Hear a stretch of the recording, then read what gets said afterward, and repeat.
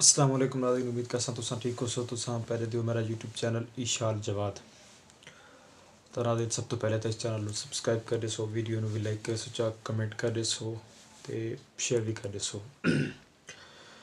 तो अज दा जड़ा सारा टॉपिक है व्लॉग दा वो है जनाबे अली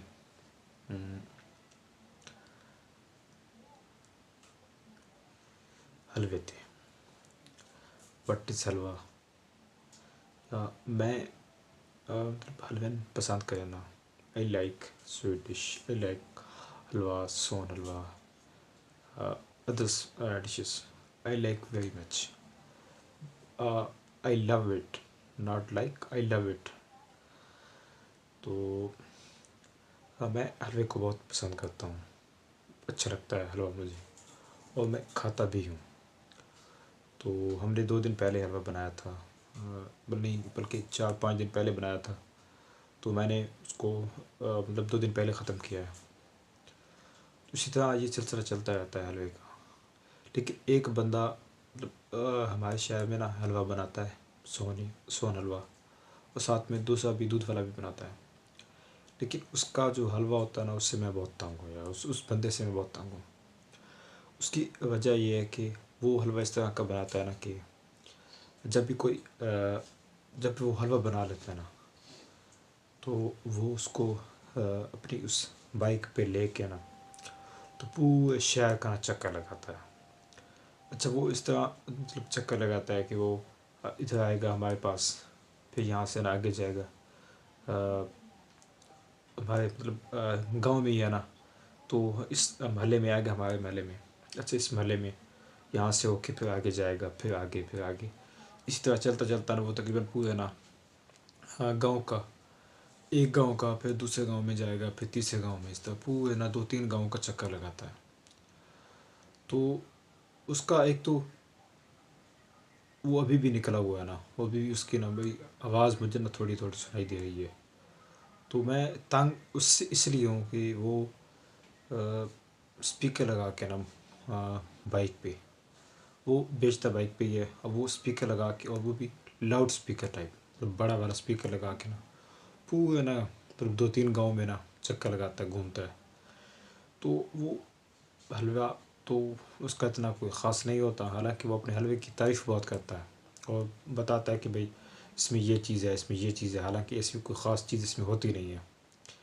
लेकिन वो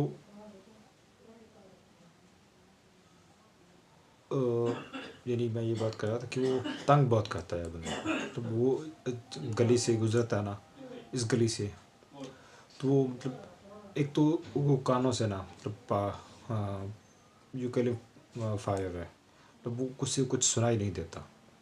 उसने एक मशीन लगा रखी होती है जिससे वो आवाज़ सुनता है लोगों की।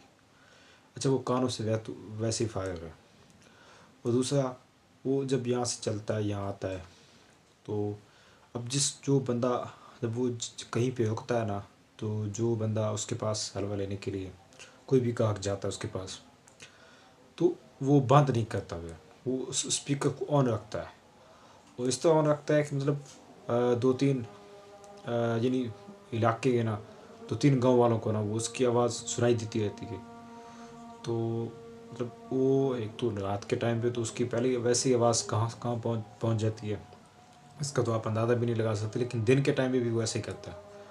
तो मैं उससे बहुत तंग हूँ यार। मैंने उससे हालांकि कई बार हमने उससे कहा भी है कि यार तुम कुछ तरीका मतलब पकड़ो, इंसानों वाला कोई तरीका रखो। ये कौन सा तरीका है यार, तुम एक वो फुल आवाज़ में तुमने चलाया होता है स्पीकर। तो एक ये नहीं है, स्पीकर वाले और भी 2-3 हैं। वो सुबह के टाइम पे आते हैं, मतलब कबाड़ी टाइप, मतलब कबाड़ वाले होते हैं। अच्छा, वो सुबह के टाइम पे आते हैं, वो कबाड़ इस तरह बेचते हैं कि मतलब अभी अज़ान हो रही है इशा की, तो मैं अभी ना थोड़ा वक्फा कर लेते हैं, अज़ान के बाद फिर ना दोबारा शुरू करेंगे डिस्कशन को। तो अभी अज़ान ख़त्म हुई है, तो मैंने ना थोड़ा वक्फा किया था अज़ान का, क्योंकि वैसे जब हम किसी की बात सुनते हैं, किसी की भी, किसी बड़े की, किसी की भी हम बात सुनते हैं, तो फिर हम अपना काम रोक देते हैं। मतलब अगर कोई बड़ा आके आपको कोई नसीहत करे, कोई बात कहे, तो हम अपना काम रोक देते हैं। तो हम अगर बोल रहे हैं तो बोलना मतलब स्टॉप कर लेते हैं, उसकी बात सुनते हैं।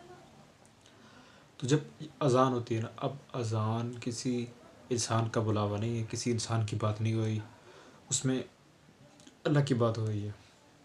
तो अल्लाह ताला की तरफ से ना बुलावा होता है, जो 5 टाइम हमें सुनने को मिलता है। तो अज़ान एक ऐसी चीज़ है कि जिसका हमें हर सूरत कोशिश करनी चाहिए, जिस काम में भी हो। हालांकि अब अगर बंदा तिलावत कर रहा हो ना कुरान मजीद की, अब हम जो दुनियावी काम कर रहे होते हैं, कुरान मजीद की तिलावत से अहम नहीं होता, कोई भी काम अहम नहीं होता इससे अहम तो कोई है ही नहीं। सबसे अहम है कुरान मजीद की तिलावत। तो हम ये काम कर रहे होते हैं, तो इसकी जब आवाज़ आती है अज़ान की, हम तिलावत भी छोड़ देते हैं, मतलब हम तिलावत रोक देते हैं। पहले मतलब अज़ान सुनते हैं, उसका जवाब देते हैं, फिर उसके बाद अपना जो काम है तिलावत कर रहे हैं तो वो भी बाद में हम करते हैं। अब जब अज़ान की आवाज़ आ रही हो तो हम चाहे जितना मर्ज़ी अहम काम कर रहे हैं, अहम काम से बाद हम जितना मर्ज़ी कोई बोल रहे हो, तो पहले हमें अज़ान की जो मतलब जो जवाब है वो देना चाहिए। तो यही इसी बात से ना मतलब अगली बात भी मेरी यही है कि जब ये लोग निकलते हैं ना, जब स्पीकर पे ना लगा के, अच्छा इनका कोई टाइम नहीं होता। एक तो इनका मतलब ये जहाँ आप जाते हैं मतलब फुल ना इसको आवाज़ में ना मतलब चला के ना निकलते हैं कहीं भी। तो इनसे मैं बहुत तंग हूँ यार। सिर्फ ये नहीं है कि मतलब ये जो हलवे वाला है सिर्फ ये नहीं है, इसके अलावा भी बहुत सारे हैं। तो अब बात निकली थी हलवे से, तो मैं हलवा बहुत पसंद करता हूँ, लेकिन मैं इस बंदे को पसंद नहीं करता। हालांकि ये हलवा बनाता है और मैंने शायद एक दफ़े से हलवा लिया है, लेकिन मैंने सुना भी है। और जब मैंने इससे हलवा ख़रीदा तो मुझे एहसास हुआ कि भाई इससे बेहतर तो वो हमारे शहर का एक और बंदा है, वो बनाता है हलवा, तो बेहतर बंदा उसी से ले ले, वो ठीक है। तो मतलब ये बंदा कोई इतना अच्छा हलवा नहीं बनाता कि मतलब इससे बंदा हलवा ख़रीदे। दूसरा इसका जो एटीट्यूड है ना, मतलब ये वाला, मतलब बाइक पे हलवा लेके निकलना और फिर फुल स्पीकर पे लगा के और फिर अपने हलवे की तारीफ़ करना, और वो भी इस कदर कि मतलब ये बताना कि भाई इस शहर में मुझसे अच्छा हलवा तो कोई बना नहीं सकता। और फिर मुख्तलिफ लंबी डिस्कशन होती है उसके ना, कोई 2-3 मिनट का मतलब उसका एक ऐलान होता है जो रिपीट होता रहता है बार बार, जो उसने मेरे ख्याल से एक ही बार रिकॉर्ड किया था आज से कोई 2-3 साल पहले, उसी को लेके चल रहा है। तो मैं बहुत तंग हूँ इससे, लेकिन हम सिवाय दांत पीसने के या मतलब बुरा भला कहने के और हम कुछ कर नहीं सकते इसके ख़िलाफ़।